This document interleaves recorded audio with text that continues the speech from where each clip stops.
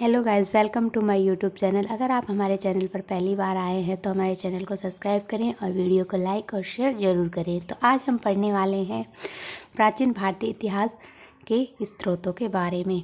और प्राचीन भारतीय इतिहास के स्रोतों से जो हमें जानकारी प्राप्त होती है प्राचीन भारत के बारे में, उसके बारे में हम पढ़ने वाले हैं।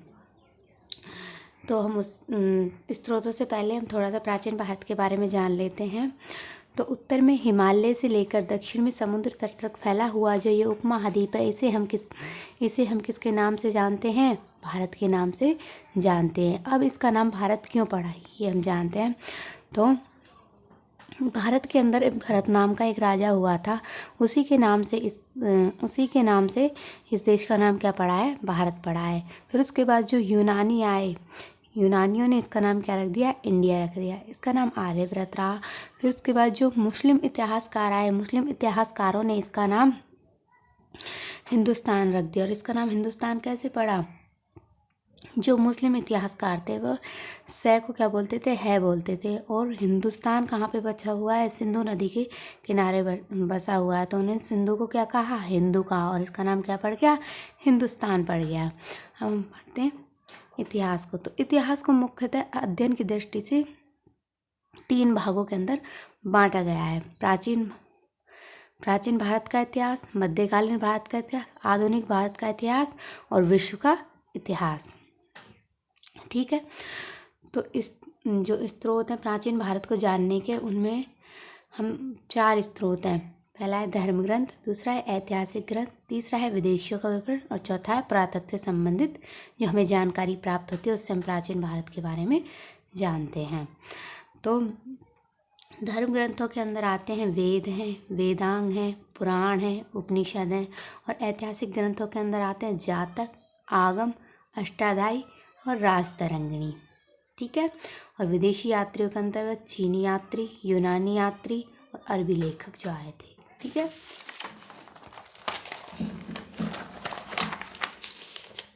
तो हम आगे पढ़ने वाले हैं वेदों के बारे में। ठीक है।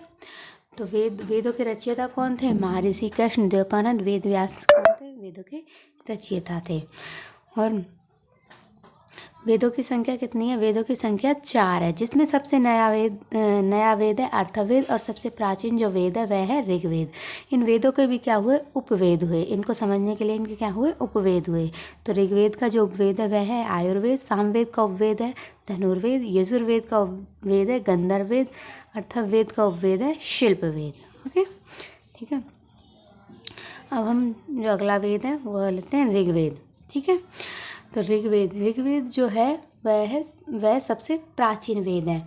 ऋग्वेद के अंदर क्या है? 10 मंडल हैं, 1028 सूक्त जिन्हें हम क्या बोलते हैं? श्लोक है।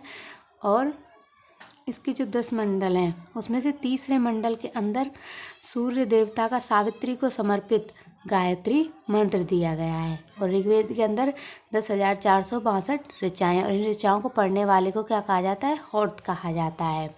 और जो इसका 9वां मंडल है उसमें देवता सोम का उल्लेख किया गया है। 8वें मंडल हस्तलिखित ऋचाएँ हैं जिन्हें क्या कहा जाता है? खिल कहा जाता है। और जिसका 10वां मंडल है पुरुष सूक्त है, जिसमें ब्राह्मण, क्षत्रिय, वैश्य, शूद्र के बारे में बताया गया है। अब अगला जो वेद आता है वो आता है यजुर्वेद। यजुर्वेद का उपवेद है धनुर्वेद। ठीक है। यजुर्वेद का उपवेद कौन सा है? धनुर्वेद है। यजुर्वेद की जो ऋचाएँ उनको पढ़ने वाले को अथर्वणीय कहा जाता है। यजुर्वेद गद्य व पद्य रचनाएं में लिखा गया है, यानी यजुर्वेद की जो रचनाएं हैं वह गद्य में भी लिखी गई हैं और पद्य में भी लिखी गई हैं। अब अगला वेद आता है सामवेद। ठीक है। तो सामवेद का संबंध किससे है? संगीत से है। और सामवेद का संबंध संगीत से है। सामवेद की जो रचना है उनको पढ़ने वाले को उदात्त कहा जाता है। सामवेद का उपवेद गंधर्ववेद है। ओके, ठीक है। तो हम अगला वेद पढ़ते हैं अर्थववेद। अर्थववेद के अंदर क्या किया गया है? जादू, टोना, वशीकरण आदि का क्या किया गया है? उल्लेख किया गया है। जो जादू टोना से संबंधित मंत्र वगैरह हैं उनका भी उल्लेख किया गया है अर्थववेद के अंतर्गत। तो अर्थववेद में जो ऋचाएँ उनको पढ़ने वाले को क्या कहा जाता है? ब्रह्म कहा जाता है। अर्थववेद का उपवेद शिल्पवेद है। ये जो अथर्ववेद है ये कन्याओं के जन्म की निंदा करने वाला वेद है। इसमें देवता इसके अथर्ववेद के अंदर जिस देवता का उल्लेख किया गया है वह है प्रजापति। कौन से? प्रजापति का उल्लेख किया गया है, जिसकी 2 पुत्रियां हैं, सभा और समिति। अगला जो वेद आता है हमारे ये चारों वेद खत्म होते हैं। अब वेदों के बाद क्या आता है? वेदांग आते हैं। वेदांगों की रचना क्यों की गई? वेदांगों की रचना इसलिए की गई थी क्योंकि वेदों की जो भाषा थी वो थोड़ी जटिल थी, इसलिए वेदों को भली भांति समझने के लिए वेदांगों की रचना की गई। वेदांगों की संख्या कितनी है? 6 है। शिक्षा, ज्योतिष, कल्प, निरुक्त, छंद और व्याकरण। ठीक है। अगला जो हमारा आता है पुराण। ठीक है। पुराणों की जो संख्या है वह कितनी है? 18 है। और इसके रचयिता लोमहर्ष है और इसके पुत्र उग्रश्रवा इसके रचयिता हैं। ठीक है। पुराणों की संख्या तो 18, लेकिन इसमें जो 5 पुराण है वह राजाओं की वंशावली से संबंधित है। तो इसका सबसे प्राचीन जो पुराण है वह है मत्स्य पुराण, जिसका संबंध किससे? आंध्र सातवाहन वंश से है।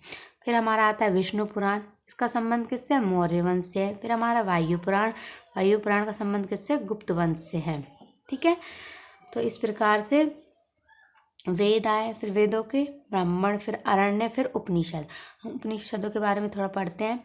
उपनिषदों की संख्या 108 है। उपनिषद का अर्थ होता है गुरु के समीप बैठकर ज्ञान प्राप्त करना। उपनिषद में जो सबसे छोटा उपनिषद है उसका नाम है छांदोग्य उपनिषद। ठीक है। और मुंडको उपनिषद है, उपनिषदों में जो मुंडको उपनिषद है उसके अंदर उससे हमने क्या लिया है? सत्यमेव जयते को लिया है। ठीक है। मुंडको उपनिषद के अंदर क्या है? सत्यमेव जयते। ब्राह्मण इसमें क्या है? शतपथ ब्राह्मण है, उसके अंदर क्या है? स्त्री को पुरुष की अर्धांगिनी बताया गया है। ओके। तो अब हम आगे पढ़ते हैं। ये हो गए हमारे धर्म ग्रंथों से मिलने वाली जानकारी। उसके बाद हम पढ़ते हैं ऐतिहासिक ग्रंथों से मिलने वाली जानकारी के बारे में। तो हमारे जो ऐतिहासिक ग्रंथों से शासकों के राजाओं की राजनीतियाँ, आर्थिक, सामाजिक, धार्मिक स्थिति का ज्ञान होता है। ऐतिहासिक ग्रंथों से हमें किस चीज़ का ज्ञान होता है? जो प्राचीन भारत में जो राजा थे उनकी नैतिक, आर्थिक और सामाजिक, धार्मिक स्थितियों का ज्ञान होता है। ठीक है। तो सबसे पहले पढ़ते हैं मनुस्मृति के बारे में।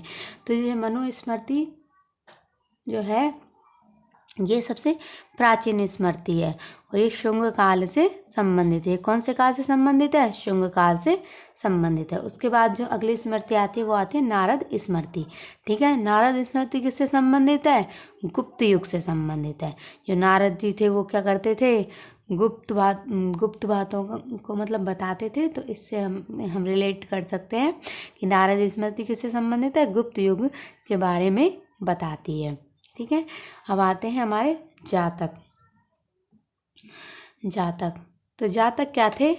जातक जो हमारे धर्म थे, बौद्ध धर्म और जैन धर्म, उसमें जो बौद्ध धर्म की जो पुस्तक है वो क्या है? जातक है। ठीक है। ये किससे संबंधित है? जातक बौद्ध धर्म से संबंधित है।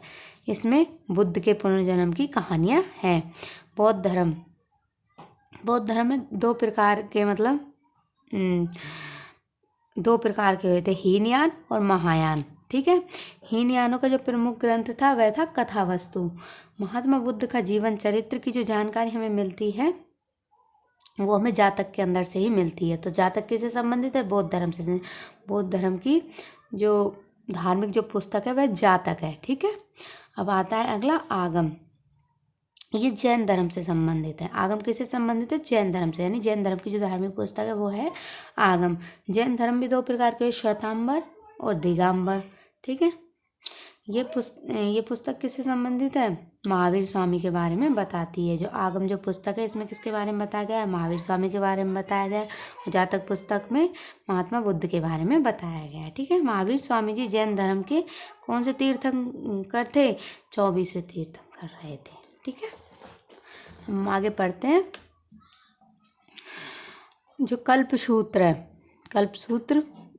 जो पुस्तक है उससे हमें प्रारंभिक इतिहास के बारे में जानकारी प्राप्त होती है। और जो भगवती सूत्र है इससे हमें महावीर के जीवन कृत्यों का पता चलता है। अब आती है हमारी जो अगली पुस्तक है वो है अर्थशास्त्र।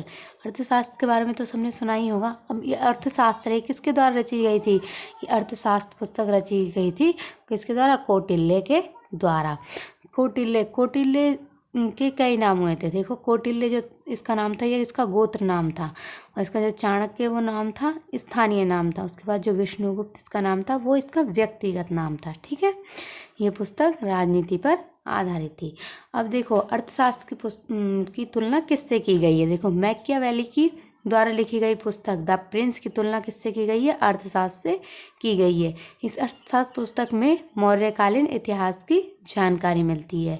यानी जो चाणक्य थे वो कौन से काल में थे? मौर्य काल में थे। तो अर्थशास्त्र से हमें किसके बारे में जानकारी? मौर्यकालीन इतिहास के बारे में जानकारी प्राप्त होती है। चंद्रगुप्त मौर्य के महामंत्री चाणक्य थे। ठीक है, अब अगली पुस्तक आती है राजतरंगिणी। ठीक है, राजतरंगिणी के जो रचयिता थे वो कल्हण थे। राजतरंगिणी का अर्थ होता है राजाओं की नदी। इसमें कश्मीर के शासकों का वर्णन है। ठीक है, कश्मीर के शासकों का वर्णन कौन सी पुस्तक में? राजतरंगिणी पुस्तक में। इसमें 8 अध्याय हैं जिनको तरंगों की संज्ञा दी गई है, और इसमें 1826 क्या है? श्लोक हैं। ठीक है, चचनामा अगली पुस्तक आती है चचनामा। इसके जो रचयिता थे वो कौन थे? अली अहमद थे। ये अरबों की सिंध विजय का वृत्तांत पर आधारित है। जो अरबों की जो सिंध विजय हुई थी उसके बारे में जो मतलब उसकी जो उल्लेखना करता है वह कौन करता है? चचनामा पुस्तक में की गई है। हमारी अगली पुस्तक आती है अष्टाध्यायी। अष्टाध्यायी जो पुस्तक है इसके लेखक कौन थे? पणिनि थे। ठीक है, ये संस्कृत भाषा व्याकरण की प्रथम पुस्तक है। मतलब संस्कृत भाषा में लिखी गई जो प्रथम पुस्तक थी वो अष्टाध्यायी थी। इसमें मौर्य काल के पहले की व मौर्य युगीन राजनीतिक अवस्थाओं की जानकारी प्राप्त होती है। हमारी अगली जो पुस्तक है वह है गार्गी संहिता। इसके लेखक कौन थे? कात्यायन। ठीक है, ये पुस्तक एक ज्योतिष ग्रंथ है जिसमें ज्योतिषी के बारे में बताया गया है। ठीक है, इसमें यवन आक्रमण का उल्लेख किया गया है। महाभाष्य अगली पुस्तक है हमारी महाभाष्य, जिसके लेखक कौन से? पतंजलि। ठीक है, ये पुष्यमित्र शुंग के पुरोहित थे। ठीक है, इसमें शुंगों के इतिहास का पता चलता है। हमारी अगली पुस्तक आती है हर्षचरित। लेखक बाणभट्ट। इसके लेखक कौन है? बाणभट्ट। इसमें हर्षवर्धन के जीवन पर आधारित है। ये किसके जीवन पर आधारित है? हर्षवर्धन के जीवन पर आधारित है। पृथ्वीराज विजय अगली पुस्तक है हमारी पृथ्वीराज विजय। लेखक जयानक। इसके लेखक कौन है? जयानक है। इसमें चौहान वंश का वर्णन मिलता है। चौहान वंश से रिलेटेड है ये पुस्तक भी पृथ्वीराज विजय, क्योंकि इस समय क्या थे? पृथ्वीराज विजय की उपाधियों को शामिल किया गया है। इस पुस्तक के अंतर्गत किसको शामिल किया गया? पृथ्वीराज विजय की उपाधियों को शामिल किया गया है, और ये चौहान वंश से संबंधित है। इसके लेखक जयानक है।